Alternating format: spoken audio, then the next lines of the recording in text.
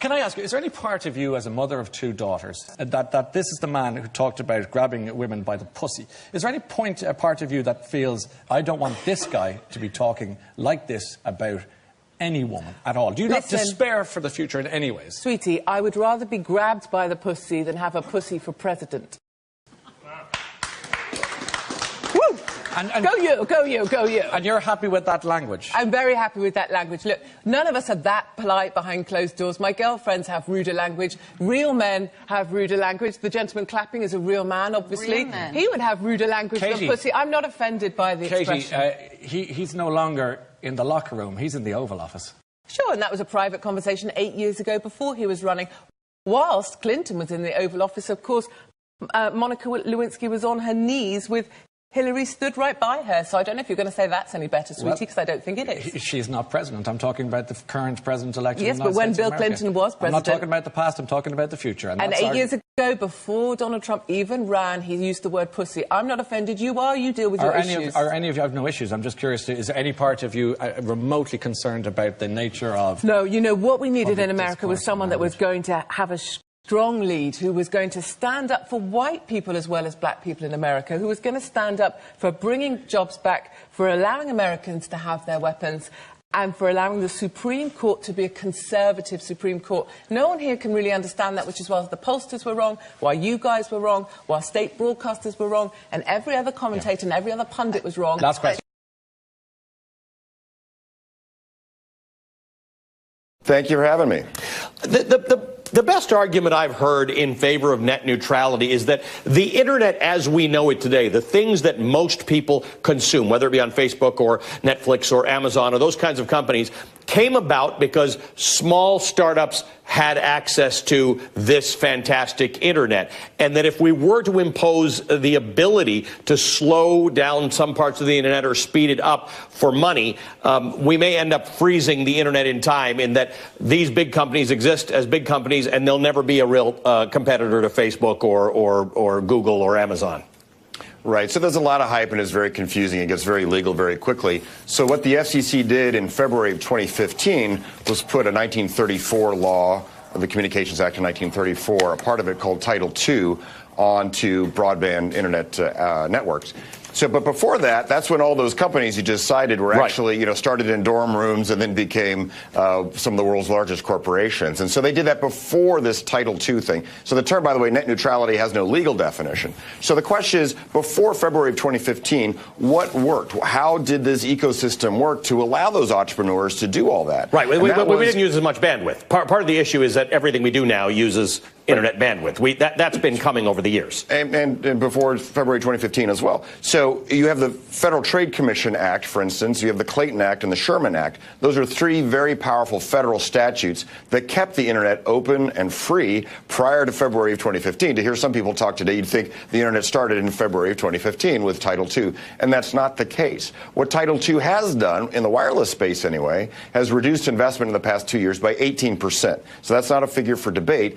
And this is a crucial time for wireless as we make the transition to the 5th generation or 5G technologies, which will be faster than cable service provides today at a gig per second. So that's going to be absolutely fantastic for consumers, but we need about $300 billion over the next decade to build out those networks. And every independent Wall Street analyst I have spoken with has said that Title II, the sword of Damocles of possible rate regulation, and the 1,000 or so requirements of Title II has created tremendous uncertainty. So the Commission is not putting consumers at risk, and certainly not entrepreneurs at risk. But it doesn't really. But it does. But Robert, that's just not true. That's just not true. That is true. If today, if totally Facebook wants to say that they'll spend $1 billion to subsidize your internet plan so that you pay less for your monthly fee, but Facebook gets preferential treatment. If I decide to launch a competitor, Facebook, and I'm a startup and I don't have that money to pay, I could get slow speed. And at some point, someone will say, why would you ever use my service as opposed to the existing one that paid for the fast lane?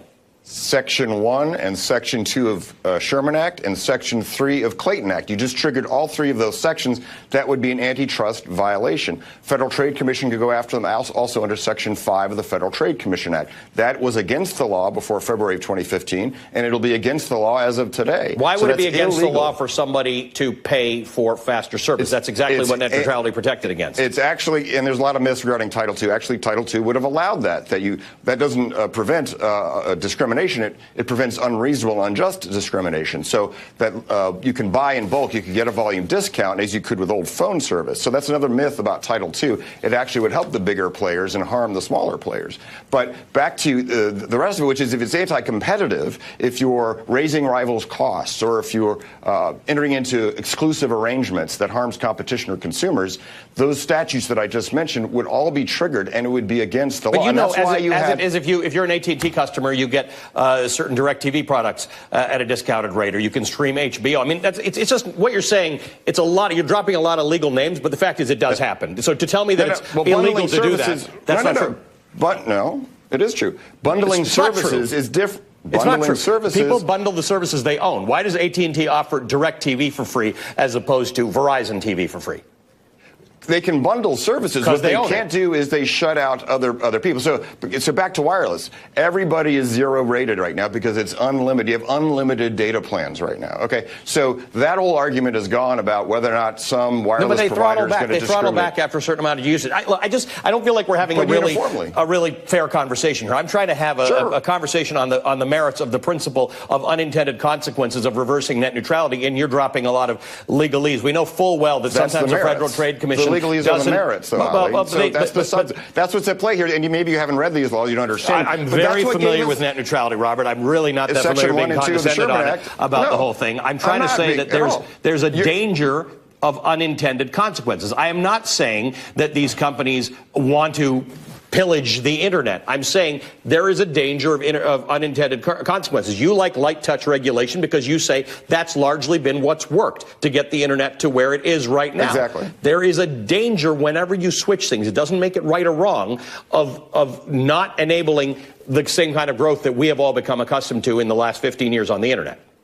Look, before February of 2015, there weren't asteroids hitting the internet every day. In fact, quite the opposite. It was blossoming beautifully. So that was the Clinton-Gore administration policy. That was bipartisan consensus for 20 years, and that's what gave us all these wonderful internet experiences we have today. What confused things was Title II, the imposition of Title II in February of 2015, and that's what's being reversed. Consumers and entrepreneurs will be protected. All the fact patterns, this isn't legalese, all the fact patterns you gave me are the parade of horribles, are illegal. They were illegal before February of 2015, and then they're illegal today going forward. I just gave you fact patterns of companies that bundle their own goods and give them preferential treatment. So the point is, for every point you make, I can make another one. It would be much more useful for us to have a broader conversation about whether or not there may be unintended consequences to reversing net neutrality, right? Okay, so we're not in a court of law right now. There's no judge in front of us. No, I understand, but to your point, which is you're saying consumers are unprotected. That's just not true. I did not make that argument once. I'm not sure why you think I made that. I've only made one argument, and it's about startups and entrepreneurial companies. I didn't say consumers. So you've come to this show ready for an argument that I'm not giving you.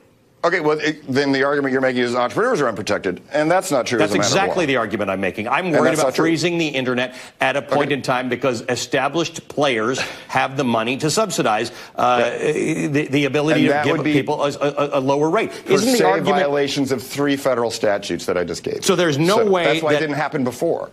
But that's one of the arguments for people in favor of removing net neutrality is that consumers will get more choice in the plans that they can buy. Why would they get more choice in plans if someone's not either subsidizing or able to be excluded from a particular plan? Why would I be able to drop what I pay on a monthly basis for internet if I'm not going to lose something for it? Well, let's rewind the tape a little bit, which is, okay, so you're talking about consumers and entrepreneurs and discrimination in favor of your own product, like a Comcast product. No, that's not what I'm talking about. Okay. I think we need to rewind and have this conversation again at some point because you're making an argument that I'm not making. I'm saying that if someone has an advantage in streaming their content over the internet, an established player has an advantage because they've got the money to be able to buy better, faster, quicker access or prevent somebody else from getting it, that the incumbent is is favored over the startup. That's the only point I wanted to make. That's the only point I'm making. And that would be illegal. That's the point I'm making. What you just said is already illegal. It has been for a long time and will be going forward. So it's good news. Yeah, Sorry, it's good news. I'm not sure you and I are interpreting the same well, I know it's good clickbait to say the internet's being destroyed, but it's not. But Robert, I didn't say that. I don't know why you're coming on TV to have an argument that I'm not having. I didn't say the internet's being destroyed. You just said preferred. I said free. An ISP. If it's preferred, if you're favoring one over another, that's a violation of the law. This would have been a much better conversation if we were just actually having the conversation we that are we having could a have had. conversation. I'm trying to teach you about the state of the law, which is what's going on today. Appreciate that. Thanks very much. Robert McDowell was former FCC commissioner from 2006 until 2013. I didn't say it was a catastrophe. I love the internet. I didn't say it was. I don't know who you're. It's going to be great.